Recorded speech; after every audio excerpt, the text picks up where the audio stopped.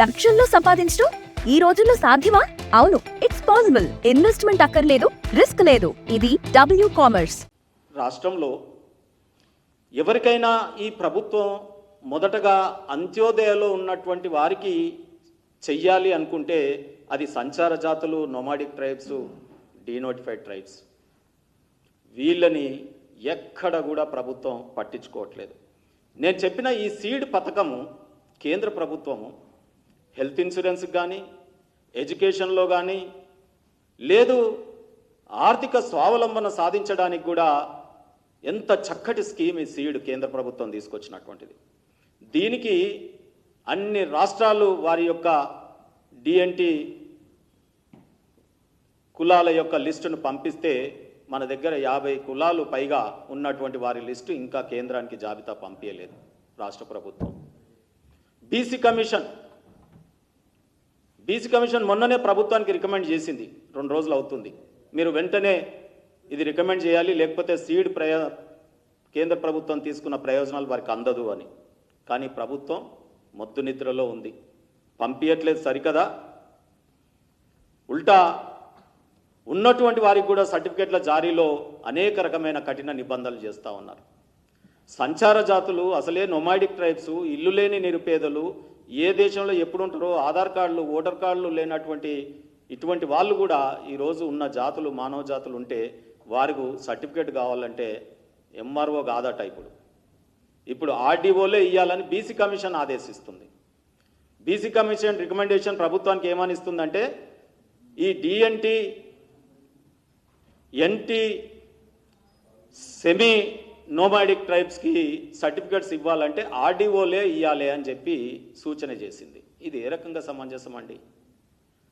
మేము డిమాండ్ చేస్తూ ఉన్నాం. ఇవాళ తను బయటకు వచ్చి ఒక ప్రభుత్వం ఇస్తున్నటువంటి పథకాన్ని అందిపుచ్చుకోవడానికి రావడమే గొప్ప విషయం. వారికి ఈ సర్టిఫికెట్ల జారీలో ప్రభుత్వమే సెల్ఫ్ డిక్లరేషన్ అఫిడవిట్ ఇస్తే చాలు, స్కూళ్ళల్లో అడ్మిషన్స్ ఇవ్వాలి. సెల్ఫ్ డిక్లరేషన్ ఇస్తే చాలు, వారు చదువుకుంటామంటే అనేక కాంపిటేటివ్ ఎగ్జామ్స్లో ఫ్రీగా ఇవ్వాలి, హెల్త్ సిస్టమ్ కూడా ఫ్రీగా ఇవ్వాలి. ఆ రకంగా పోయి ఇవాళ బీసీ కమిషన్ కూడా గాంధీ భవన్లో కాంగ్రెస్ పార్టీ అనుబంధ సంస్థలాగా దాంట్లో ఒక్క డినోటిఫైడ్ ట్రైబ్ లేడండి. డిఎన్టీ సంచార జాతులకు చెందినటువంటి సభ్యుడే లేడు. ఆ వేసిన 6-7 మందితో వేసినటువంటి దాంట్లో ఇంత పెద్ద జనాభా ఉన్న 34% ఉన్నటువంటి సంచార జాతుల నుండి ఒక్క సభ్యుడు కూడా లేడు. ఆ బీసీ కమిషన్ వ్యవహార తీరు ఆ రకంగా ఉంది. మీరు స్టోర్ క్రియేట్ చేసి లింక్ లేదా క్యూఆర్ ని షేర్ చేస్తారు. కస్టమర్ ఆర్డర్ ప్లేస్ చేస్తారు. డెలివరీ, రిటర్న్స్, రిఫండ్స్ అన్ని ప్లాట్ఫామ్ హ్యాండిల్ చేస్తుంది. వెంటనే ఈ ధృవీకరణ పత్రాల జారీని ప్రభుత్వం చెయ్యాలి. ఆ 50 కులాల జాబితా కేంద్రానికి అందించాలి. అదే రకంగా ఒక గెజిట్ నోటిఫికేషన్ ఇచ్చి ఏ కులాలు, ఈ 50 కులాలకు ఎంఆర్ఓలు ఎటువంటి ఇబ్బందులు పెట్టకుండా స్టడీ సర్టిఫికేట్ జారీ చేయాలి. ఇక రెండోది, భావి భారత పౌరులుగా మేము సైతం అంటూ వారు వచ్చి వారి పిల్లల్ని చదివిస్తామని అంటే నేను చెప్పినట్టుగానే సర్టిఫికెట్ల కొరత ఒకటైతే కంప్యూటర్ ఆప్టిట్యూడ్ టెస్ట్ అట. గురుకులంలో సంచార జాతుల పిల్లలకి సీట్లు రావాలంటే ఎక్కడ కంప్యూటర్ ఉంటుంది, ఎక్కడ నేర్చుకుంటారు వాళ్ళు? అందులో ఆన్లైన్లో ఎగ్జామ్ ఎట్లా రాస్తారు? ఇవాళ 6 నుంచి 10వ తరగతి వరకు గురుకుల ఏదైతే బీసీ, ఎస్సీ, ఎస్టీ గురుకులాలలో అడ్మిషన్స్ జరుగుతున్నాయో వాటిలా సంచార జాతులకి సాచురేషన్ మోడ్లో నేను చదివిస్తాను నా పిల్లల్ని అని అంటే వారికి వెంటనే సీట్ ఇచ్చే విధంగా ఈ ప్రభుత్వం చర్యలు తీసుకోవాలని డిమాండ్ చేస్తూ ఉన్నాం.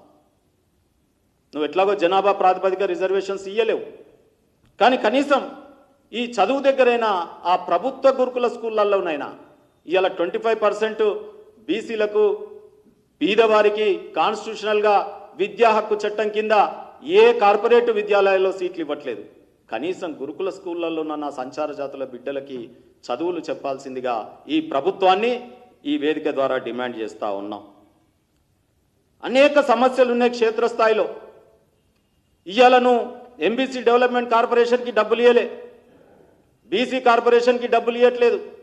కామారెడ్డి డిక్లరేషన్లో 20,000 కోట్లు అన్నాం, కానీ ఈరోజు సంచార జాతులకు ఒక 27 కులాల జాబితా కనీసం ఎంబీసీ కార్పొరేషన్కు డబ్బులు ఇవ్వలేదు. సరికదా?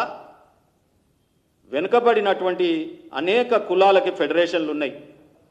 11 కులాల ఫెడరేషన్లకి ఇవాళ గీత పారిశ్రామిక కావచ్చు, కుమ్మరి కావచ్చు, వడ్డెర కావచ్చు, రజక కావచ్చు, నాయి బ్రాహ్మణ కావచ్చు, పూసల కావచ్చు, భట్రాజు కావచ్చు, ఈ ఫెడరేషన్లలో ఈ రోజు వరకు పాలక మండలియే లేదు. పాలక మండలి లేదు సది కదా. దాంట్లో ఉన్నటువంటి ఎంప్లాయీస్కి ఇవాళ బీసీ వెల్ఫేర్లో అవుట్సోర్సింగ్ ద్వారా కాంట్రాక్ట్ ద్వారా ఉన్నటువంటి ఎంప్లాయీస్కి ఇవాళ ఒక 10-12 నెలల నుంచి జీతాలు లేవు. ఏ రకంగా వాళ్ళు బీసీలకు ఎంబీసీలకు సేవ చేస్తారు ఈ ప్రభుత్వం ద్వారా? దాంట్లో పనిచేస్తుంటున్న వాటిని పట్టించుకోవట్లేదు. గురుకుల భవనాలకు అద్దె భవనాలు ఇంతకుముందు మా ఆనంద్ గారు చెప్పినట్టు. తర్వాత ఇంకా విచిత్రం ఏంటంటే ఆనాడు ఎన్టీ రామారావు కట్టిన డిఎస్ఎస్ భవన్లోనే ఎస్సీ వెల్ఫేర్కు ఎస్టీ వెల్ఫేర్కు బిల్డింగ్కి వాళ్ళకి డిపార్ట్మెంట్కి రెంట్ ఇస్తూ బీసీ కార్యాలయాలు దాంట్లో ఉన్నాయి. బీసీల గురుకుల ట్రస్ట్ భవనాలు బిల్డింగ్లు లేకగా సెక్రటరేట్ ముందున్నాయి. గురుకుల రామకృష్ణరావు భవన్, ఇంకో భవన్, ఎక్కడైనా పర్మనెంట్ భవన్ను ఈ రోజు వరకు ఒక బీసీ భవన్ ఈ రాష్ట్రంలో నిర్మిస్తానని చెప్పిన ఆయన ఎక్కడో తంగళ్ళబడ్డాడు కేసీఆర్. ఇవాళ రేవంత్ రెడ్డి గారు వీటి గురించి పట్టించుకోవట్లేదు. హోమ్ మేకర్ అయినా, కంటెంట్ క్రియేటర్ అయినా, కిరాణా షాప్ ఓనర్ అయినా అందరికీ సమాన అవకాశం. భారతదేశం మొత్తం మీద దాదాపు 25,000 మందికి పైగా WCommerce తో స్టోర్స్ నడుపుతున్నారు. Visit www.wcommerce.store